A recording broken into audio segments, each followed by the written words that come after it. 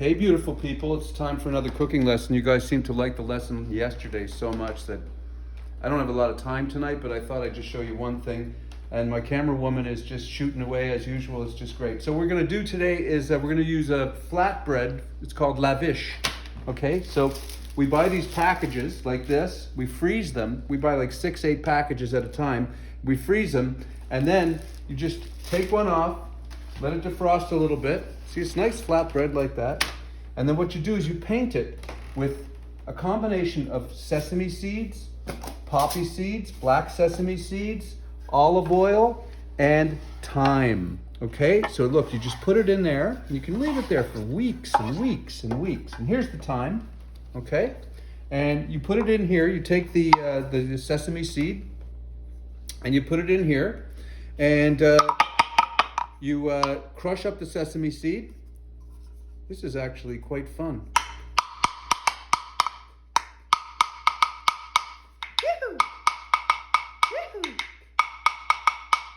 So you crush up the seeds, and then you put a little bit of olive oil After on. you've toasted the seeds. Toasted the seeds, crush up the seeds, and see, then you just paint it on like this, very, very, very quickly. Just paint it on, doesn't take a lot. You don't have to be fancy about it. Big paintbrush is what we use for it. It's usually cheaper than those brushes that they sell at the store. Okay, and then all you do, I always put a little bit of special salt on there, just a little bit of a grind of nice salt flakes like that, and we put it in the oven at 400 degrees. Okay, and we put it in there for probably 5 minutes or so. Now while that's happening, I'm going to show you how we're going to eat this tonight, what we're going to use this bread for. First of all, here I made up a little antipasta platter. There's some olives, there's some really wonderful salami from Spain.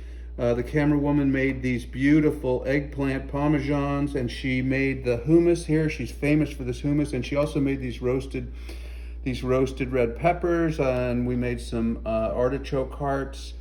And oh, these are Brussels sprouts that you do at about 450 with some olive oil. Very, very nice. And we just made a nice little salad here. And I'm going to show you guys how to make that salad dressing, because it's a salad dressing from Prune Restaurant in New York. Gabrielle Hamilton, who's quite a wonderful chef. She taught me how to make that dressing when I bought her cookbook. She didn't teach me how to make that. Okay, so what we're going to do today is we're just going to take a little bit of salmon gravlax that I made. Checking on that. You gotta check on the bread because sometimes it burns.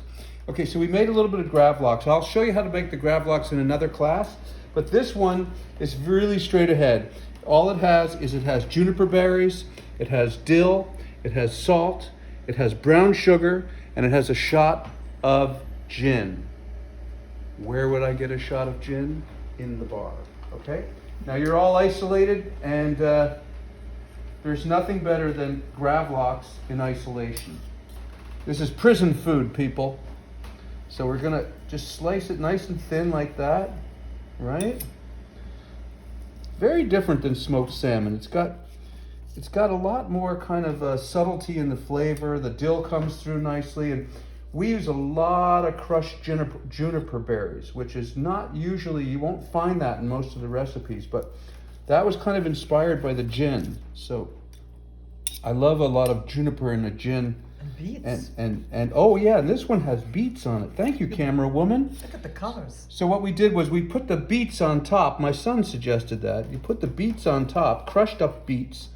And it doesn't really give it much flavor, but what it does do is it just gives it a lovely, lovely kind of maroon type of look. Okay, and that's the gravlax that we're gonna have for tonight. Put that in there. Move this over here. And let's check on our, oh, it's getting there. It's definitely getting there. You wanna have a look at that, camera woman? See the progress? Yep, there we go. So we'll just lay out this beautiful gravlax here, like this, right? And we put a little bit of red onion on there, and a little bit of capers. And you know, with smoked salmon and gravlax, I really love eating lemons. And what I do is I cut them really paper thin, and then when I eat them, I eat the skin as well. And just got that great lemon flavor, and I really find that that's a very delicious way to treat this. So we put a little bit of red peppers, red onion over here. And what we're going to do is we're going to slice a pre-cooked egg. Camera woman made these the other day. Just keep them in the fridge. Really nice to always have cooked eggs on hand. Got a little bit of marinated mussels there. Take a little bit of that, put that on top, and then we are going to check on our bread one more time, make sure everything's okay. Yes, it's doing very well. A little bit of a fresh grind of pepper. Of course, there's nothing better. If I had only one herb, if I was only allowed one herb in the kitchen, it would be definitely chives. I just find their taste so good. I love the way they look. So we're going to put these on there. Okay. Doesn't that look great? Oh yeah, look at that. And I think our lavash will be ready in 2 seconds. We're going to take it out.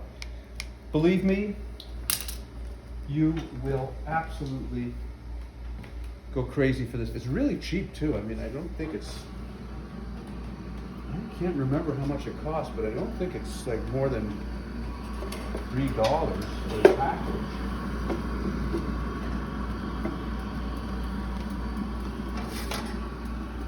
Let's see, how's that doing? That could stay in a little bit longer.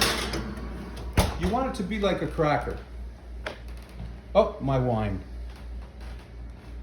What are we looking at now? Capers. Oh, capers. Thank you, camera woman. You love capers. We had capers Yes, last capers night. last night. I thought they were parsnips. There we go. We're going to put a little bit of capers on there. My favorite. Camera woman. Okay. There we go. So we're almost ready. And so this type of meal can make in about 20 minutes. The thing about it is a lot of this stuff you have to have in the fridge. A lot of this stuff you make in advance. You have your hummus, you have your olives that you've marinated, you have your salmon that you've marinated. This salmon takes 3 or 4 days to marinate. But the wonderful thing about having all this food around is when it's time to eat, it doesn't take long to prepare a really, really elegant and not very expensive dinner. Here we go. Especially when you're writing grants. Yeah, that's what we're doing tonight, is writing grant applications. Okay. Okay, there it is. Lavash. See you soon.